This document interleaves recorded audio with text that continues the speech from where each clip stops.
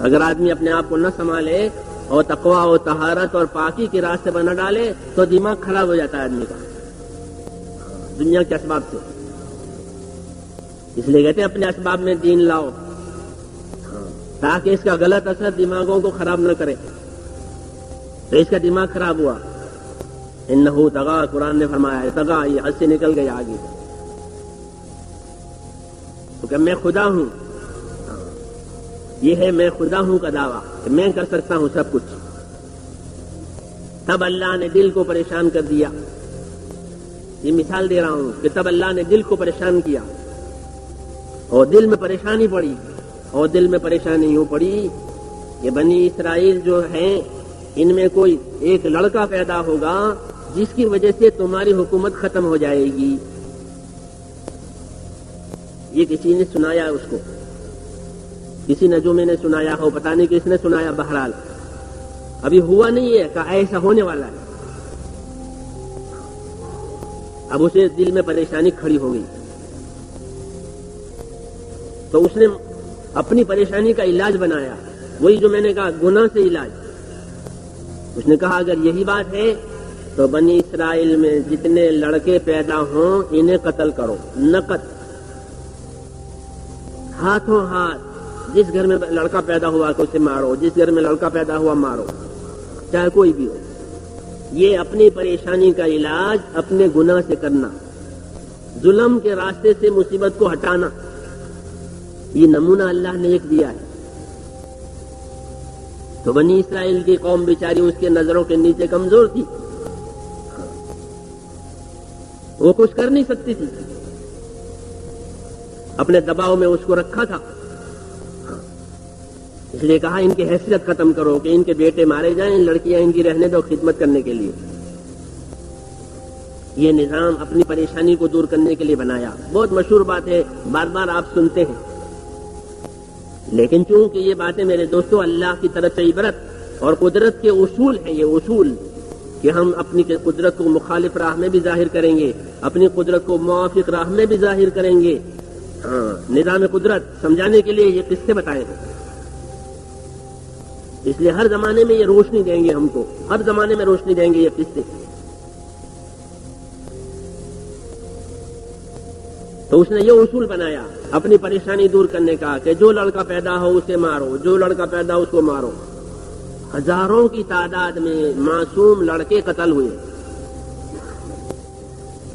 کیوں؟ پریشانی دور کرنی ہے. حاکم ہے تو ظلم کرے گا، اپنی طاقت غدد لگائے گا. پتہ نہیں کون سا لڑکا پیدا ہو، کس کے ہاتھ سے یہ بات ہو کہ کچھ نہیں، سب کو ایک لاٹھی سے.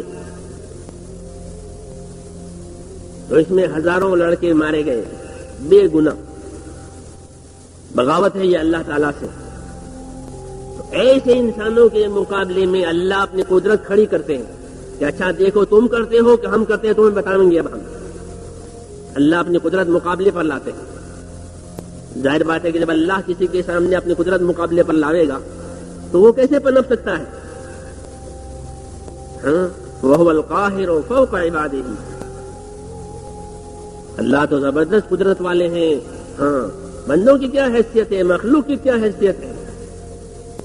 پہاڑ اس نے بنائے، آسمان اس نے بنایا، زمین اس نے بنائی، دریا سمندر اس نے بنائے. تو اللہ نے اپنی قدرت کو فرعون کی حکومت کے مقابلے میں بنایا.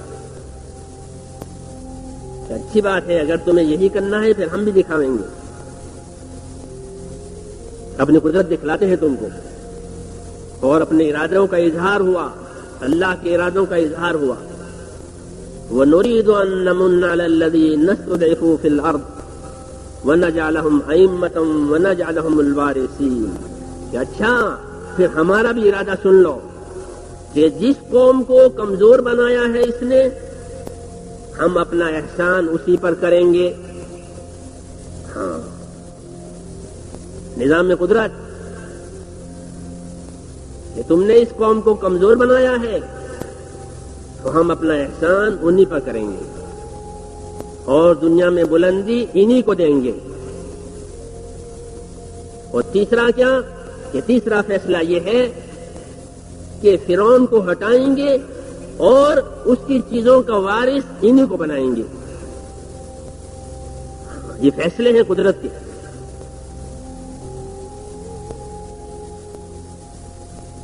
کتنا بڑا فیصلہ ہے یہ. ہاں بالکل مسئلہ ادھر سے ادھر ہو رہا ہے، کیونکہ اس نے اپنی پریشانی کا علاج ظلم سے نکالا ہے کہ ہم ان کے سامنے نئی شکلیں لائیں گے. اب وَنُرِيَ فِرْعَوْنَ وَحَامَانَ وَجُنُودَهُمَا مِنْهُمْ مَا كَانُوا يَحْذَرُونَ کہ فرعون کو، اس کے وزیر حامان کو اور اس کی فوجوں کو وہ حالات دکھائیں گے جس سے وہ گھبرا رہے ہیں. ہاں یہ قدرت کا فیصلہ سرکشوں کے لیے دستور. وہ خالی فرعون اور قارون کی داستان نہیں ہے بلکہ دستور خداوندی ہے. یہ لاویں گے ہم حالات، اس کے اسباب میں حالات لاویں گے. دل میں تو حالات پڑ چکے ہیں نا، اسباب میں بھی حالات لاویں گے اور ناکامی دکھاویں گے اور رسوائی ہوگی، فجیتا ہوگا. ہاں کیوں کہ حق بات مانی نہیں ہے. اس کو دعوت پہنچی تھی کہ اللہ ایک ہے، اس کو مان لے تو پھر اللہ تیرے ساتھ ہو جائیں گے. اب اللہ کی قدرت مقابلے پر آئی ہے. کیوں مجھے بات سمجھ میں آ رہی نہیں؟ یہ ساری امت کو ہم کو سنایا ہے تاکہ ہم اس غلط راستے بچیں. اپنی پریشانیوں کے علاج گناہوں سے نہ کریں بلکہ اپنی پریشانیوں کے علاج نبیوں سے پوچھ کر کریں. ہمارے پاس نبیوں کی ہدایات ہے قرآن شریف میں، پہلوں کا علم بھی ہے، پچھلوں کا علم بھی ہے. تو پوچھیں کہ اس کا کیا راستہ ہے. اللہ کا حکم ہے کہ پوچھو. پیغمبر صلی اللہ علیہ وسلم فرماتے ہیں پوچھو، پریشان نہ رہو، پوچھو. فرمایا انما شفاء العیہ سوال. ہار جاؤ، تھک جاؤ، پشیمان نہ ہو، پوچھو تو بتانے والے ملیں گے، حق پر چلنے سے لانے والے ملیں گے. ہار جاؤ، تھک جاؤ، پشیمان نہیں، پوچھو کہ ہم اس کا علاج کیا کریں، ہمارے لیے کیا راستہ ہے، اللہ کیا چاہتے ہیں ہم سے. جب اللہ سے معاملہ صحیح ہو جائے گا تو اللہ دنیا کے معاملے کو صحیح کریں گے. یہ نظام ہے اللہ کا. تو میں نے کہا نمونہ اللہ نے اس کو دکھایا، فرعون کو دکھایا، ساری دنیا کے سامنے اس کی رسوائی قیامت تک کے لیے، جس کے اسباب میں پریشانیاں ڈالی گئی. جب بات نہیں مانی ہے، پورے ملک میں پریشانی اللہ نے ڈالی تھی.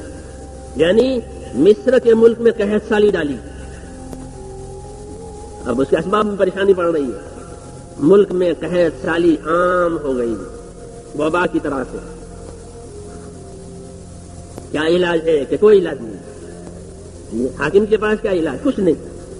آسمان سے خدا نے پانی روکا ہے، کیا حاکم کیا کر سکتا ہے کہ کچھ نہیں کر سکتا. تو لوگ کہتے تھے پانی نہیں ہے، ریت تو آئے گی حاکم کے پاس کہ ہماری ضرورت پوری کرو. وہ کیسے پوری کرتا جب اللہ نے نہیں دیا ہے؟ تو پانی نہیں تھا اس کے پاس. اور جغرافیائی اعتبار سے مصر کا ملک کھیتی کا ملک، جیسے ہمارا ملک کھیتی کا ملک ہے. کھیتی کا ملک، اور کھیتی کا ملک ہو اور پانی نہ ہو، بڑی مصیبت ہے. ہاں ملک گیر مصیبت، پورے ملک پر مصیبت. پانی کہاں سے لا؟ پانی نہیں دے سکتا لوگوں کو کہ میں خدا ہوں کہ پھر پانی دو. تو جو دعوے دار بنے گا اللہ اس کو جھوٹا ثابت کرے گا. دعوے دار نہیں بننا ہے یہاں کہ میں یوں کروں گا، ہم یوں کریں گے، کہ جھوٹا ثابت کریں گے اللہ.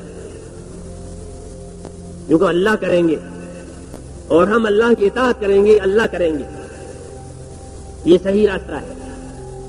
انی انا اللہ لا الہ الا انا فاعبدنی واقم الصلاۃ لذکری دعوت ہے کہ یاد رکھو میں ہی خدا ہوں، میرے سوا کوئی نہیں ہے عبادت کے لائق، لہذا میرے سامنے جھکو اور میری یاد کے لیے نماز قائم کرو.